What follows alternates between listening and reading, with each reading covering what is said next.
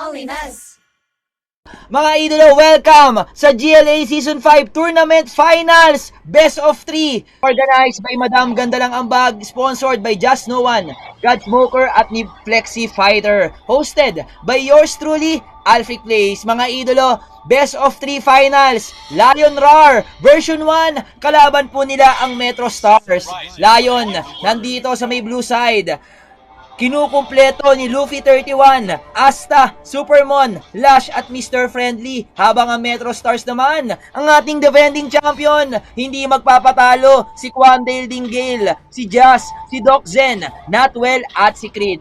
Eto na guys, welcome sa game number 1 ng GLA Season Tournament Finals, Lion Roar, kalaban po nila ang Metro Stars. Lion Roar yung nasa itaas, si Asta magyuyusong, si Lash para kay Harley, Mr. Friendly gagamit ng Brody, si Supermon ang magmi-Minotaur, Luffy 31 naman para sa kanyang signature pick na Lilia, habang dito naman sa red side mula sa Metro Stars, Natwell magfe-Fredrin, Doxen para sa Valentina, Creed gagamit ng Edith, si Jazz para sa Beatrix, si Quandale Dingale ang magfa-Franco.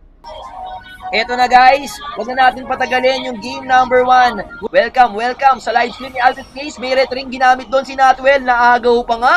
Grabe naman yung galawan dito, yung invasion mula sa mga members ng Metro Stars at hindi pa yata sila magpapahinga. Gusto pang gumera, pumapasok si Natwell, pinanggigigilan. Etong si Mr. Friendly, yung gold lane. Hinahabol nila si Luffy 31. Meron pa siyang black shoes, hindi napagamit ng black shoes doon.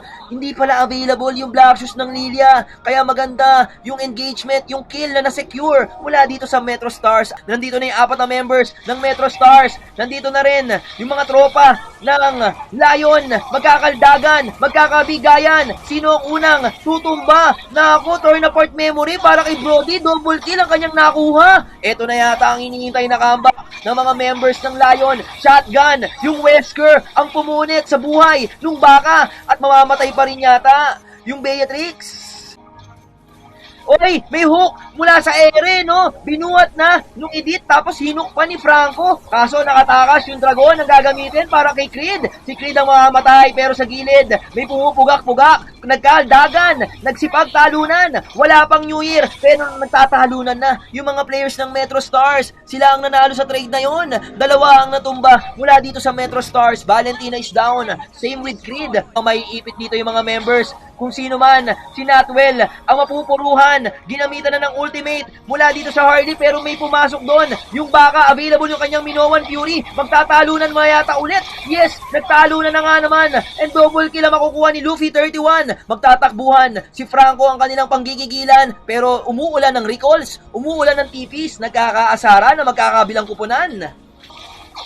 Sniper, uy! Renner's apathy para dito kay Jazz. Ang tumapos sa buhay ni Asta, no? Headshot, sabi ng Beatrix with a Renner's apathy.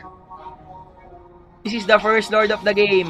Mga idolo, first lord pa lang to ha. Sinisimulan na ng mga members ng Metro Stars, magkakabigayan. Gamit ni Doc Zen yung black shoes, pero may pumasok, may nag-initiate, may binuhat. Yung baka, yung kanilang pagkitripan. Killing spree para dito kay Beatrix at yung Dragon Form, a Freezer's Rat, hindi kukonekta, pero si Mr. Friendly ang mamamatay. Same with this Luffy 31, siya na lang ang matitirang buhay. Triple kill yung Beatrix. Anong nangyari doon? Ito na, ang kuya nating si Minotaur. Available yung kanyang Minoan Fury. Any moment, pwede siya mag-flicker dito at kumaldag. Magtatalunan at magsasabi ng Happy New Year. Pero yung Black Dragon Form, ginozone out yung mga members ng Metro Stars. Yung Lord, ang nakasecure, si Mr. Friendly pa nga. Diyos ko po, nako, si Creed ang susunod na tutumba. Edith is down. Supermon magbaback away. Sino yung naiwan? Naiwan dun si Brody. At magkukulasan, magtatakbuhan muna yung mga members dito ng Lion Squad. Habang yung Lord, mukhang i-burst down na. Pinanggigigilan na dito ng Metro Stars na wala agad yung Lord. Nasayang.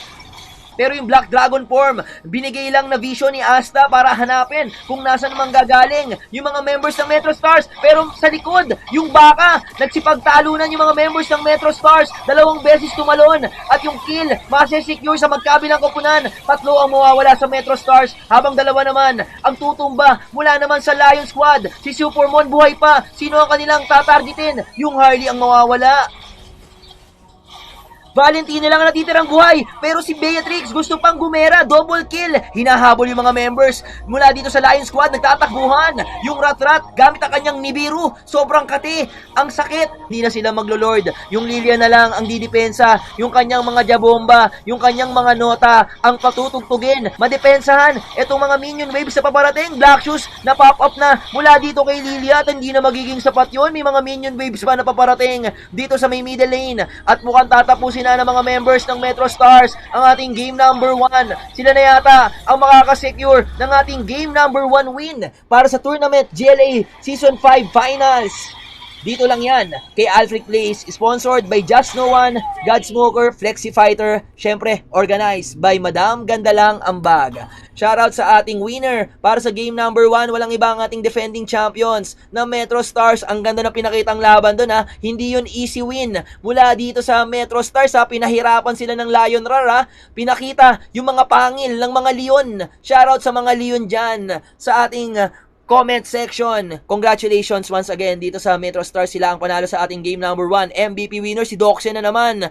Si Doxen din yung nanalo kaninang MVP, no? Kung hindi ako nagkakamali nung semifinals, siya rin yung nagdala ng game. Yung mid laner ng Metro Stars, si Doxen. Sa Valentina, kasama niya si Jazz. Na gumamit ng Beatrix, si Quandale ding Gale. Para sa kanyang Franco, si Creed. Ang nag-edit, si Natwell. Para sa kanyang Fedrin. So, mga idolo, kailangan mag-adjust dito. Kailangan mag-step up ng Lion Roar. Kung nag-step up na sila kaninang game number 1, kailangan pa nilang paghusayan. Kailangan nilang maayos na draft para kahit papano ma-outplay nila, ma-outdraft nila yung mga players ng Metro Stars. Alright, proceed tayo sa game number 2.